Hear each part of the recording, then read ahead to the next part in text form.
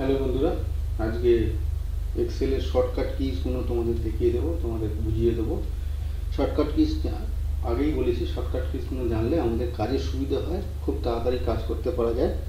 Mouse দিয়ে কাজ করলে বা কিবোর্ড দিয়ে কাজ করলে সেখানে অনেক দেরি হয়, কারণ সেখানে অনেক বেশি ক্লিক করে আমাদের মেনু, তার মধ্যে সাব মেনু, তার মধ্যে এটা, তার মধ্যে ওটা, এসবভাবে হয় কিবোর্ড থেকে সিলেক্ট করে কিছু করতে হয়, না মাউস থেকে ক্লিক করে কিছু করতে হয়, তার ফলে দেরি হয়। শর্টকাটে সেগুলো খুব তাড়াতাড়ি হয়, তার জন্য আমরাই সবসময় তোমাদের বলি যে শর্টকাট কি দিয়ে প্র্যাকটিস করো, তোমরা কাজে অনেক গতি আসবে, তোমাদের কাজের অনেক গতি আসবে। কারণ অফিসে কাজ করার সময় বা অন্য কোনো যে কোনো কম্পিটিশান লেভেলে কাজ করার সময় কে কত আগে কাজ করতে পারছে সেটাও একটা ফ্যাক্টর হয়ে দাঁড়ায়। তো আশা করি শর্টকাট কিগুলো তোমরা প্র্যাকটিস করবে। প্রথম একটু টাফ লাগবে, কিন্তু পরে এগুলো খুব ইজি হয়ে যাবে। তো চলো শুরু করা যাক আজকে শর্টকাট কিস। শর্টকাট কিসটা প্রথমে হচ্ছে F2 প্রেস করলে এডিট দ্য সিলেক্টেড সেল, যে সেলটায় আমরা কাজ করছি সেটা কোনো এডিট করা যাবে, মানে সিলেক্টটা ওখানে কার্সারটা ব্লিঙ্ক অবস্থায় ছিল না, ব্লিঙ্ক অবস্থায় চলে যাবে। F3 after a name has been created, F3 will paste names. F4 repeat the last action. F5 go to the specific cell. আচ্ছা, F4 repeat the last action মানে লাস্ট যে অ্যাকশনটা করেছি সেটা পরের সেলে সেই F4 প্রেস করলে সেই জিনিসটাই ঘটবে। F7 checks the spelling. আমার দেখো এখানে চেক দ্য স্পেলিং মানে এখানে আমাকে স্পেলিংয়ের ডায়লগ বক্সটা খুলে যাবে, তার মানে আমাকে মাউস দিয়ে ক্লিক করে টুলবারে গিয়ে মাউস দিয়ে ক্লিক করে স্পেলিং অপশানটা আনতে হচ্ছে না, এখানে F7 ডাইরেক্ট প্রেস করলে হয়ে যাচ্ছে। F11 create chart, control shift plus semicolon, enter the current time, control press করে semicolon, enter the current date, Alt plus shift plus F1, তার মানে insert new worksheet. Alt plus এটা মানে alt press করে তারপরে শিফট প্রেস করতে হবে, তারপরে F1 প্রেস করতে হবে, ইনসার্ট নিউ ওয়ার্কশিট। তারপর ধরো অল্ট এন্টার আছে while typing text in a cell, pressing it will move to the next line allowing for multiple lines of text in one cell.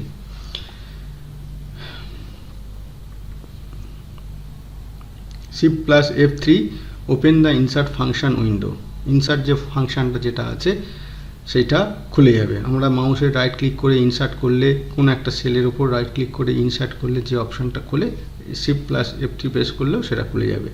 Shift plus F5 open find and replace dialog box with find tab. এখানে তো দেখো যেখানে find tab টুলবারে গিয়ে আমাদের খুলতে হয়, এখানে যদি শিফট প্লাস F5 প্রেস করি তাহলে ফাইন্ড অ্যান্ড রিপ্লেস ট্যাববারটা চলে আসবে। Control plus A select all contents of worksheet, Control plus B bold highlighted selection, ওই যে লেখাগুলো বোল্ড হয়ে যায়, বোল্ড লেখাগুলো হয়ে যায় সেটা। ইটালিক এটা টুলবারই থাকে যেন জানো, কন্ট্রোল প্লাস I প্রেস করলে, কন্ট্রোল প্লাস K প্রেস করলে insert link, control plus S press করলে save the open worksheet, control plus U underline হয়ে যায়, লেটার বা ওয়ার্ডের তলায় যে আন্ডারলাইন হয়ে যায়। Control plus P bring up the print dialog box to begin printing, এটা প্রিন্টিংয়ের যে ডায়ালগ বক্সটা সেটা খুলে যাবে। কন্ট্রোল প্লাস জেড আনডু, কোনো কিছু হয়তো ভুল টাইপ করে ফেলেছি, কন্ট্রোল জে প্রেস করলে সেগুলো মুছে যাবে।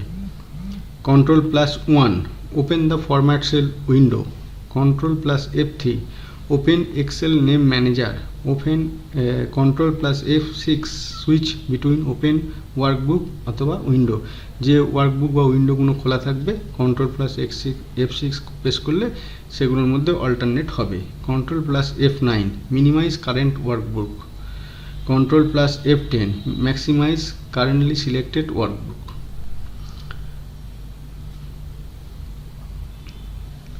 তাহলে এই এত আরও আছে কিছু দেখাচ্ছি। তো এই শর্টকাট কিগুলো তোমরা প্র্যাকটিস করবে, প্র্যাকটিস করলে দেখবে এগুলো তোমাদের খুব ইজি হয়ে যাচ্ছে।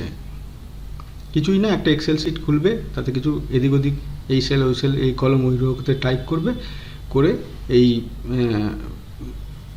কন্ট্রোল কি যেগুলো আছে শর্টকাট কি এগুলো প্রেস করে দেখবে যে কি হয়, এবং সেটা যখন বুঝে যাবে যে কি হচ্ছে, সেটা যখন রিয়েলি তোমরা প্র্যাকটিক্যালি কিছু কাজ করবে সেখানে অ্যাপ্লাই করতে পারবে।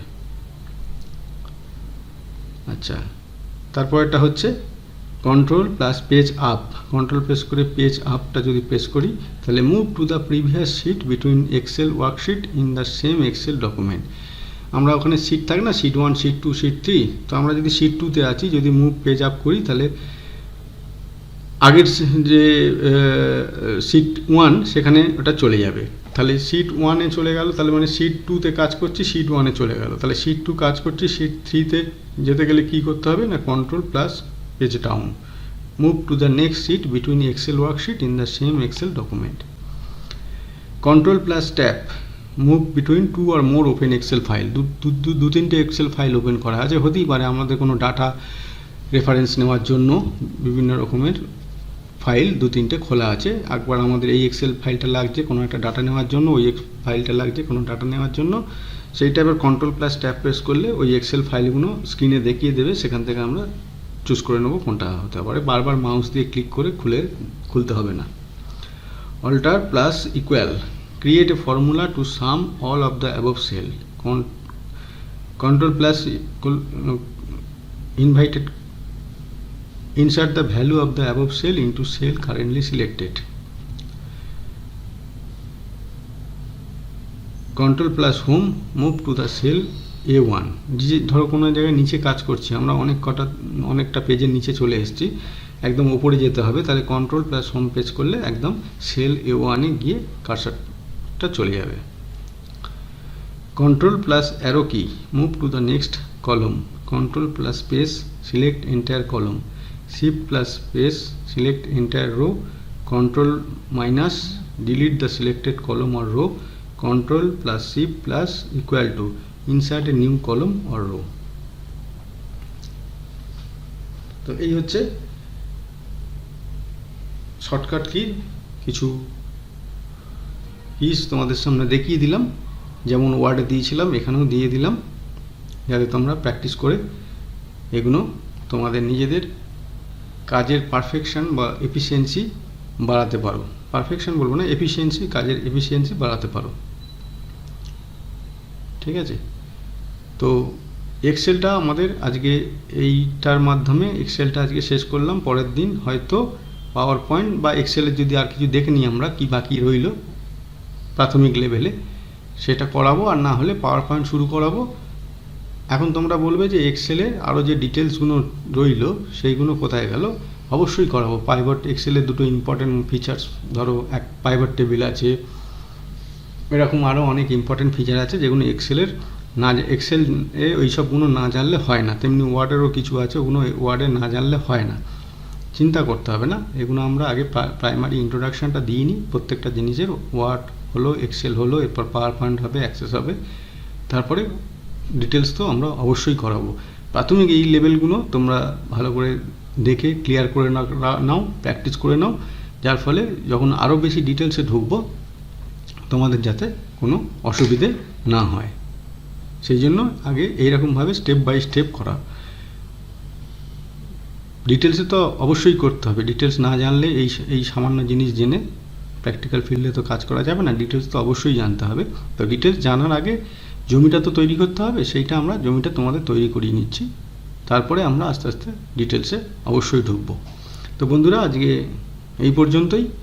শর্টকাট কিগুলো তোমাদের সামনে দিয়ে দিলাম।